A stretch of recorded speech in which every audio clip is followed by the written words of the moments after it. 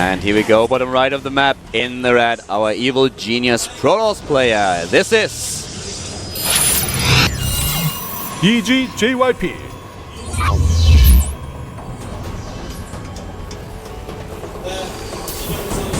There we have him. He's down a map and he really needs to step it up a little bit. To the top left we have the foreigner. This is the Swedish player, starting for the same team. One on Ohana on the first map. This is ThorZaIN. ThorZaIN. Chewing the gum today. Yeah.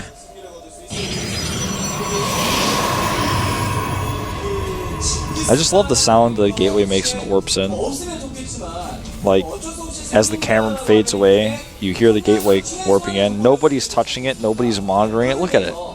There's just something majestic about it as the gateway just comes. With the drone, you know it's growing, it's transforming. With an SCV building a structure, you know the SCV is always there. If not, the structure's not going to go. But with a gateway, the probe opens a rift and then magic happens. It really does.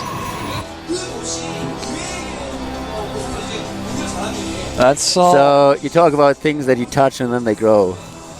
it opens a rift. That's what you just said. No, I mean That's what you well, just said. I guess in a matter of speaking, yes, but I'm speaking about. Oh look, that's an SCV. Let's talk about something different. I was speaking about. Look at that cybernetics core. It's a beautiful cybernetics core. It is. I love it. This probe he's trying to aggravate ThorZaIN, but he will not be distracted. He continues his work building the command center.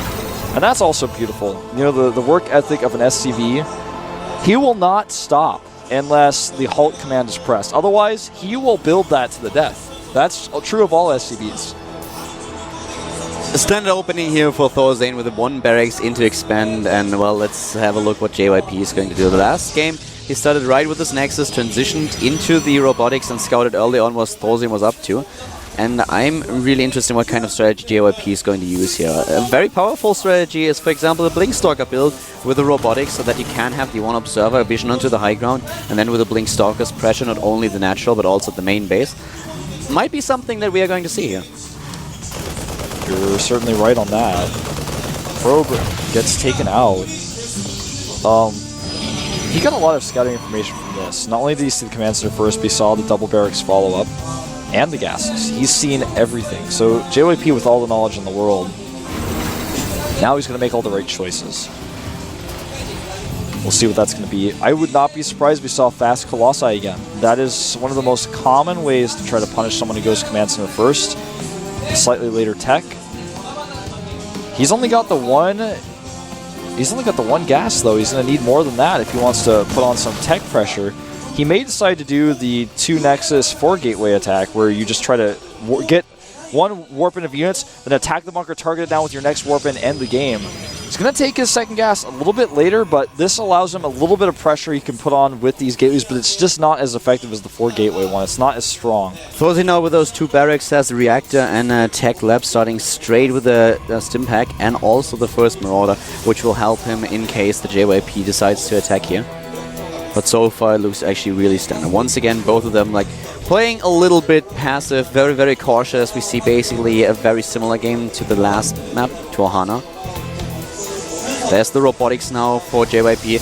His build is a little bit different. It differs from what he did on the first map. This time the robotics is a bit slower, so he does not have the early scouting information about what exactly ThorZaIN is going to do, but in case of an attack, he will be safe because he has so much more units to warp in. ThorZaIN, on the other hand, now following things up with the engineering bay. He wants to make sure that he gets the upgrade advantage. And this is the one thing that he really made work in the last game. His timing was beautiful. He started to attack when the upgrades +2/+2 was about 5 seconds away. And as soon as the first Marine started to shoot, the upgrade was done. That's a great assessment. I have nothing to add except to say you're perfectly right, and it was well timed. It was I don't want to say that it was beautiful, but it was textbook, and it was just what he needed to do at that situation to win the game, and he did it, and it was well done. When you execute a 2-base attack like we saw JYP do, you find yourself struggling to hold that third, and ThorZaIN, he capitalized on it. And you know how many times do we actually talk about the timing in a player trying to hit an upgrade timing, for example, and then the upgrades arrive, and the problem is that the player attacks a little bit too late. He does not really time it well, and his opponent is able to just get even at least in upgrades. Then the fight happens, and the advantage that he originally had is not something that he can accomplish on. But ThorZaIN, he really made sure that he really paid attention to what timings he could hit, and he hit it perfectly well, as he just pointed out again. So now JYP with a transition into Colossi. Once more the robotic space on its way, and we have the starport building for ThorZaIN. He will probably start to add Vikings once again pretty soon. And there's just, well, right now we have Combat Shield +1 attack, but he is not that far ahead in upgrades as he was the last time. Yeah. By the way, I am very certain that with what JYP has seen with this Observer, he's not going to try to hit a 2-base timing this time. The timing is not good enough for that. He's not going to be able to make it work. The starport's already ready. He's going to do this with the 3rd base. I mean, he can try, but it is going to be very difficult to make work, and I think he's going to be aware of this. It's going to be interesting to see if he wants to put some pressure on with the drop, especially on this map. And he's actually moving out, and he does the same thing that he did last time. As soon as the medivacs were halfway done, he moves out onto the map, tries to take the Zalnaga watchtower. JYP is preparing for attacks. He's going for 3 additional gateways, and he knows exactly what's going on. And I think that ThorZaIN actually, he must have seen this Observer. He must have spotted it. The Observer follows his army. Yeah. It can't get any more obvious than that. The thing is, you know, I said this last game, is some Terran players will see the Observer and say, well, if I kill it, is it worth it? Then he doesn't know if I'm really going to attack him or not, but he already knows the attack is coming. Do I want to use that money? That's a choice Terran players have to make. He may not have even had a scan at the time, but he's going to commit to this attack, and there's several sentries available. We'll see if he stims. I don't think he will. It would be insane. He needs to at least elevate her if he's going to attack. He's actually trying to sim in, and he has a few units on the high ground. He's trying to escape it. Nice micro with the medivac. That was very well done. Yeah. But, well, you can't really make this happen. If you are lucky and your opponent is looking is for example building a building when you start to do it, then you can snipe those sentries in the blink of an eye, and then you can walk up the ramp. But it's a very, very risky move, and it's a move that you might die to. His micro was perfect. He just used his medivacs to secure most of the units, so it was okay. He traded some medivac energy for some sentry energy at the end of the day, and that's a pretty good trade. No real loss for either player. ThorZaIN at a somewhat of a supply lead here. The crucial thing to note is that he's got an aggressive position on JYP, who now has to decide whether or not he's going to make a Nexus, and he's adding even another gateway. And he's going to get his first glimpse right now with his Observer of ThorZaIN's 3rd base, and that's going to make him very uncomfortable. He's going to have to make the decision, do I go now and attack? I'm going to hit with a timing where I have 1-1 upgrades, and that's going to be the same upgrades as ThorZaIN. Do I want to do this? I mean, it looks like he's made his choice. The factory's even landed at JYP's base. ThorZaIN knows what's up. ThorZaIN a little bit with a waypoint problem here. Loses 1 Marauder because of it. And a medevac as well. 2 Vikings, that's what he has now. +1 armor upgrade. And now the armor upgrade for ThorZaIN is done as well. He needs to pay a little bit more attention to these Marauders. He really needs them in the fight. And we're going to have an almost identical situation to what we saw last game with the ThorZaIN lifting his orbital. He knows this attack is coming. He's making 2 bunkers right now. A lot of powering up going on right now.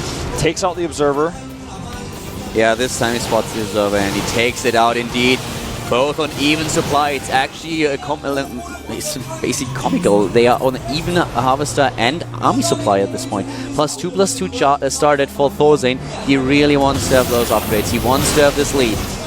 Yeah, the command center is floating. He's starting to lose a few units one by one here. He's going to lose the majority of these depots. Zealot falls, though. He will be supply blocked in a second if he doesn't pay attention. He is heavily supply blocked now. And he calls down extra supply. He calls down extra supply in the main base, but it still does not work. It's not enough. Well, he actually called down 2 extra supplies already. Yeah, there's nothing he can do. He has to make those depots. He needs these Vikings to hold, and so far he holds. The thing is, ThorZaIN still knows no 3rd Nexus. His factory is landed at the location, so unless JYP warps in units to make a Nexus, he will not have one. 2-2 is on the way for ThorZaIN right now. JYP is starting to look a little bit desperate here as he's trying to force his way in. He doesn't get an angle. Did he kill the Observer? Did he snipe it? No, I don't think so. The Observer is still on the low ground. He may have killed another one. Maybe he had 2. I thought I heard something die, but I didn't really see it. I saw a piece of Protoss material on in his main base. Okay, I think he got one. Must have been. But, you know, either way, it's insignificant considering he has another observer. There they were. The units swapped in a couple of zealots to take down the one factory. Actually, there's a Marine starting be a little bit cheeky and actually delay him. Yeah, he tries to kill the probe. If he gets the probe, man, he will get the probe. Ah! There is one brave Marine. He did what he needed to do, man, for ThorZaIN. For Sweden. For Sweden. 60 to 60. And 10 Vikings now. 10 Vikings against 3 Colossi. The 4th Colossi is on his way. He's in the middle of the map. Ooh, rallied as well. He's going to be careful. He pulls it back. Yeah, he caught it in time. And here we go. Now it's ThorZaIN who wants to move out here. Look at those upgrades. Look at his upgrades once again. The upgrades are about to finish. It's like the exact same timing as last game. Almost everything is the same. He needs to wait a little bit longer, and he knows it. He knows it. But now the upgrades are about to be done. Is he going to stim in? That's what he did the last time. As soon as those upgrades were done, he tried to pick a fight. Third base is up for ThorZaIN as well. JYP is making it. It's halfway done. JYP is falling back. JYP is falling back here, and ThorZaIN, he has the upgrade lead, and it's a huge upgrade lead. 2-2 against 1 armor upgrade. That's, oh, actually 1-1. I'm sorry. Quite alright. Plus 2 armor about to finish here. He's waiting for ship weapons, I think. He's splitting his units. He's trying to get the angle. He stims. He moves in. Gets several stalkers here. He Nice forces a blink, but the Colossi are exposed. Indeed they are. And he moves back, and suddenly the third base is wide open. Wide open indeed. He sends a small group here. He's got a concave at the bottom of the ramp. JYP can't be everywhere. And JYP now, if he loses this base, then suddenly ThorZaIN has 3 mining bases against 2. There is a pylon available for JYP to warp in units to attack ThorZaIN's third base with Zealots. But is he really going to be able to use it? Right now he's maxed, so he can't. The Nexus is gone. This Nexus is gone. This Nexus is not going to happen. JYP, as you said, is maxed. 178 supply for ThorZaIN. JYP is moving out into this concave. And he took out a few units for free here. ThorZaIN decides it's time to go home. Changes his mind at the last second. The Stalkers blink in some hesitation here from both players. And now ThorZaIN is on the run, but no, he faces his opponent, has to stim once again. The blink with the Stalkers trying to snipe every single Viking available, but the Vikings take down the first Colossi, the second and the third. But does ThorZaIN really have the ground army to pull this off? I don't think so. Well, not with more Zealots coming in, I don't think, and this is problematic. He's actually going to stay here. He's gonna stay. He's producing units as we speak. He's trying to go for +3/+3. This will give him a huge lead. But once again, JYP ahead in supply. Resources lost in his advantage. He's about to move out. He has 81 army supply against 45. He wants to kick the momentum and to just walk into his opponent's main base and take down the third. He knows that he's behind in bases. He needs to do some damage now. Yeah, he does. And he tries to. Oh, he's going to blink into the main. This is so sick by JYP. That's the one thing that ThorZaIN did not account for. He did not account for it at all. The Observer remains alive. That second one we talked about earlier, it's still there. Nice blink with a few of the Stalkers. Yeah, and a nice attempt to flank by ThorZaIN as well, but he holds his third. That's really important here. 3-3 is about to finish, and he holds his third command center, at least for now. Did he kill the Observer? Did you just say that? No, he didn't. No, the Observer is still in there. He's waiting to kill these rocks. He's blinking in. He wants to blink again. He has a couple of units to the right side. He has the high ground vision. Does he blink? No, he knows about the Marauders. I think ThorZaIN is too split here. He's got too few units in his main. Oh, the Observer! Look at how much gas and how many minerals he's got. He does not have the production. He needs to run to that third command center right now. This game will be decided by whether or not ThorZaIN gets here in time, I feel. There are no sentries, though. There are no sentries. A lot of Stalkers, though. He's repairing it. And ThorZaIN will hold, at least for now. He's got 3-3, but he is down in supply. He needs this expansion desperately to catch up and close that gap. A huge upgrade advantage. +2 armor and 1 attack for JYP. That's all he got. And here comes ThorZaIN. He is down in supply, but he tries to make this happen. Very cautious. Once again, he wants to be in a good position. Very positional play. We don't have ghosts for him. He has the Ghost Academy. Is he going in here? JYP has an expansion. The Harvest account 59 to 50 in favor of JYP. The Mules, of course, even things out again. And here we go. The Zealots at the back here are going to make it a tough engagement for JYP. This is fortunate for ThorZaIN. He's trying to capitalize. If the Zealots can get in, he will win this fight, even with the upgrade advantage. ThorZaIN with some hesitation. Both players hesitating here, but ThorZaIN no charge.